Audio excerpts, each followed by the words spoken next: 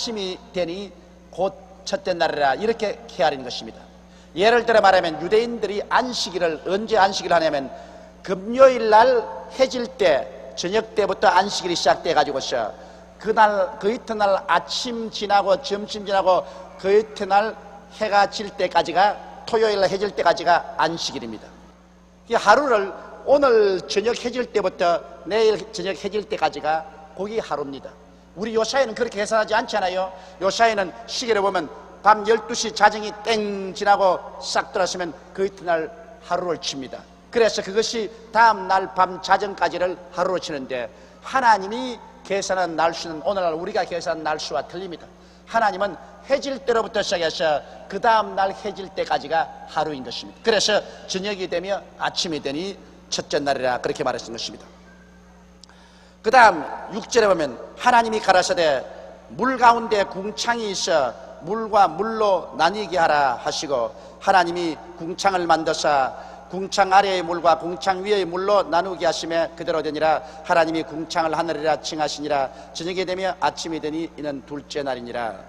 온 천지가 수증기가 꽉 들어차 있었습니다. 그래서 무엇가 무엇인지 모를 징이 되는데 하나님께서 둘째 날에 하시는 것은 뭐냐면 물 가운데 궁창이시라 하늘의 위의 물과 하늘 아래의 물로 나누어지는 것입니다. 여러분 하늘 위의 물은 뭡니까? 구름이지요. 저 구름이 여러분 얼마나 많은 물을 가지고 있는지 압니까?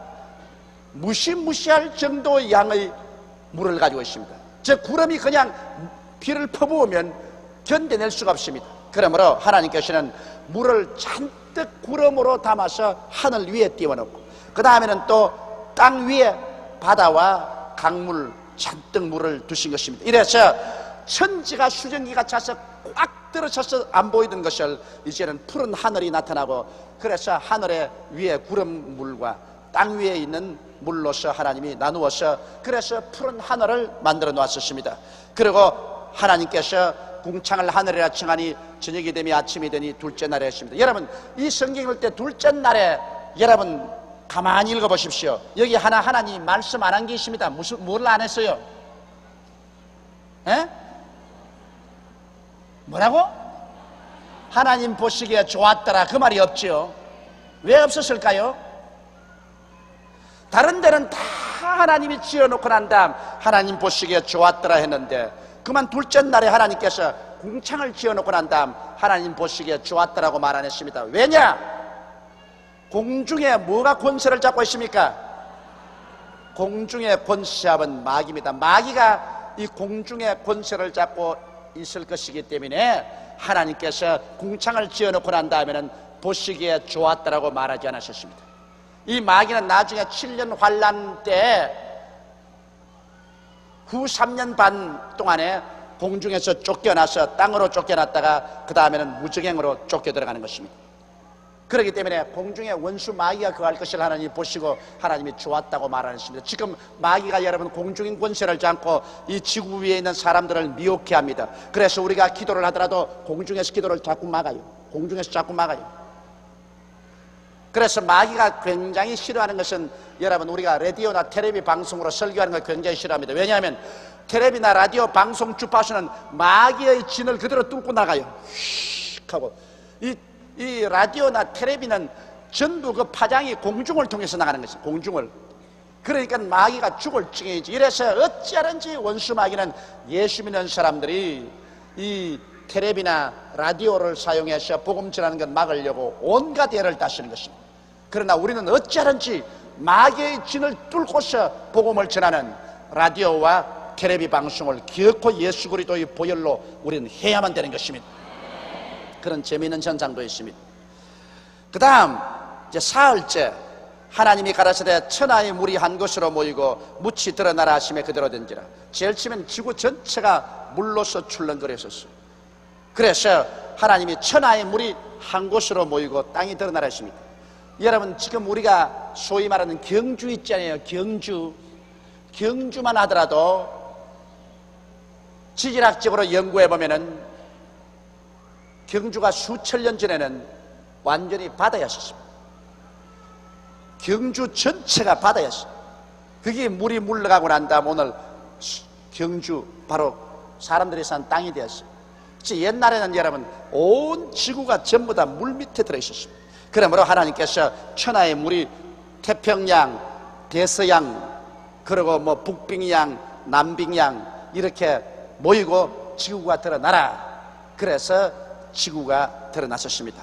묻이 드러나라 하시며 그대로 되니라. 하나님이 묻을 땅이라 칭하시고 모인 물을 바다라 칭하시니라. 하나님 보시기에 좋았더라. 하나님이 가라사대 땅은 풀과 씨 맺는 채소와 각기 종류대로 씨 가진 열매 맺는 과목을 내라 하시며 그대로 되어 땅이 풀과 각기 종류대로 씨 맺는 채소와 각기 종류대로 씨 가진 열매 맺는 나무를 내니 하나님 보시기에 좋았더라. 저녁이 되며 아침이 되니 이는 셋째 날이라. 그래서 셋째 날에 하나님께서는 여러분과 내가 요사이 보는 모든 초목들을 다 내게 하시고 우리 주님께서 그곳에 열매 맺는 모든 식물과 나무들을 다 나게 하신 것입니다. 이러므로 하나님께서는 미리 준비하시라는 것입니다. 동물부터 먼저 지으면 동물이 먹고 살 양식이 없지 않겠습니까? 그래서 하나님께서는 식물을 먼저 지어놓고 난 다음에 그 다음 그걸 먹고 살 동물을 지으신 것입니다. 이러므로 하나님께서는 예비하신 하나님이라. 사람을 하나님께서 세상에 내실 때 사람이 무엇을 먹을까, 무엇을 입을까, 무엇을 마실까 이런 것 다 주님이 준비해놓고 난 다음 사람 내시는 것입니다. 그런 것 예비하지 않고 하나님께서 그냥 사람부터 먼저 내지 않습니다. 그 다음에 14절에 보면 나흘째 하나님이 가라사대 하늘 궁창에 광명이 있어 주야를 나뉘게 하라. 또 그 광명으로 하여 징조와 사시와 일자와 연한이 이루라. 또 그 광명이 하늘의 궁창에 있어 땅에 빛이라 하시고 그대로 되니라. 하나님이 두 큰 광명을 만드사 큰 광명으로 낮을 주관하게 하시고 작은 광명으로 밤을 주관하게 하시며 또 별들을 만드시고 하나님이 그것들을 하늘의 궁창에 두어 땅에 비치게 하시며 주야를 주관하게 하시며 빛과 어두움을 나누게 하시니라. 하나님이 보시기에 좋았더라. 저녁이 되며 아침이 되니 이는 넷째 날이니라. 여기에 넷째 날에 하나님께서 해와 달과 별들을 만드신 것이 아닙니다.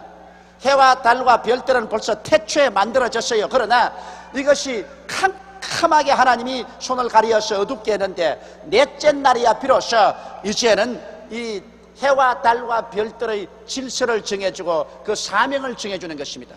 이 지구와의 관계에서 이제는 해는 낮에 비춰라, 달은 밤을 비춰라, 별들은 있어서 사시와 징조와 이 시안을 이루라. 이렇게 하나님께서 해와 달과 별들이 지구와의 연관성에 있어서의 그 위치와 사명을 말씀해 준 것이지 나흘째 하나님이 해와 달과 별들을 만든 것이 아닙니다.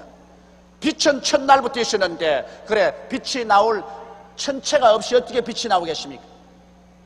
해와 달과 별들은 태초에 벌써 만들어진 것인데 이 땅이 심판을 받고 난 다음 어둡고 캄캄했을 때 하나님께서 나흘째 해와 달과 별들에게 이제는 사명을 준 것입니다. 그때는 오늘날 이 해가 지구를 안 비치는지도 모릅니다. 그 빛이 다른 데서 왔는지도 모릅니다. 그러나 이제 오늘날 우리가 보는 이 해가 우리의 지구를 비추게 하고 이 달이 밤을 비추게 하고 이 별들이 우리에게 여러 가지 사시와 징조를 나타내도록 그렇게 만들어 주신 것입니다. 이것이 나흘째인 것입니다. 사람들은 그런 질문을 많이 합니다. 첫째 날에 하나님이 빛을 지으셨는데 어떻게 해와 달과 별들은 넷째 날에 지었느냐고 그렇게 묻는 사람이 있는데 넷째 날에 지은 것이 아니고 이미 태초에 지어지는 것을 하나님께서 가리어 놓았다가 이제 넷째 날에 이것이 정상적으로 우리에게 비치도록 주님께서 하셨다는 것입니다. 그 다음 이제 다섯째 날입니다. 20절에 하나님이 가라사대 물들은 생물로 번성케 하라. 땅 위 하늘의 궁창에는 새가 나르라 하시고 하나님이 큰 물고기와 물에서 번성하여 움직이는 모든 생물을 그 종류대로 날개 잃은 모든 새를 그 종류대로 창조하시니 하나님 보시기에 좋았더라. 하나님이 그들에게 복을 주어 가라사대 생육하고 번성하여 여러 바다물에 충만하라. 새들도 땅에 번성하라 하시니 저녁이 되며 아침이 되니 이는 다섯째 날이니라. 다섯째 날에 하나님께서는 물에 여러 가지 생선을 지으시고 공중의 새들을 지으시고 주님께서 번성하고 충만하라 했습니다. 여러분 요사이 사람들이 얼마나 물고기를 많이 잡아먹습니까?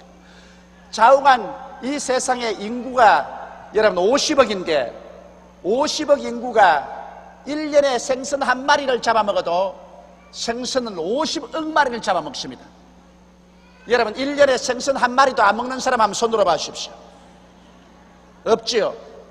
그러면 우리 한국 사람만 하더라도 한국의 대한민국 4천만이 1년에 생선 한 마리만 먹어도 4천만 마리를 먹는 것입니다. 4천만 마리. 그런데 1년에 생선 한 마리만 먹고 사나요? 아마 내가 생각해도 내 자신이 1년에 생선 아무리 적게 먹어도 한 30마리는 먹을 거라. 그렇다면 4천만 중에 적게 잡아서 10마리씩 먹는다고 하더라도 4억입니다. 4억 마리를 먹어요. 그러니 세상에 여러분 50억의 인류 가운데 50억이 10마리씩 먹는다 하면 몇 마리입니까? 조지요. 5조 5조 마리를 먹어요. 그러니까 여러분 하나님 실력을 좀 알아보라 그 말인 것입니다. 여러분 얼마나 하나님께서 생선을 많이 만들어내는지, 온 인류가 1년에 10마리만 먹으면 5조 마리를 먹는데도 그거 다 생선 씨가 마를 것 같은데 씨가 안 마릅니다. 그건 왜냐? 여러분 대구함 잡아서 대구 알함 끄집어내 보십시오. 좌우간 대구 한 마리가 그 알 까는 거 보면 수천만 개가 들어있어요. 그 알이. 그걸 다 까놓는다고. 그러므로 하나님께서 여러분과 나를 위해서 이 세상에 무엇을 먹을까, 무엇을 입을까, 무엇을 마실까 염려하지 않고 살게 하려고 이렇게 준비해 놓은 것입니다. 사람들이 사실 전쟁만 하지 않고 있는 자원을 잘 활용한다면 우리 모두 다 하나님 앞에서 등치고 배 두드리고 먹고 살 수가 있어요. 그런데 왜 이렇게 하나님께서 풍성하게 만드는 것 우리가 누리지 못하냐? 우리가 하나님을 거역하고 범죄했기 때문에 저주가 이 땅에 나가왔어. 저주 때문에 이렇게 풍성하게 만들어 놓은 것 우리가 못 먹고 사는 것입니다. 여러분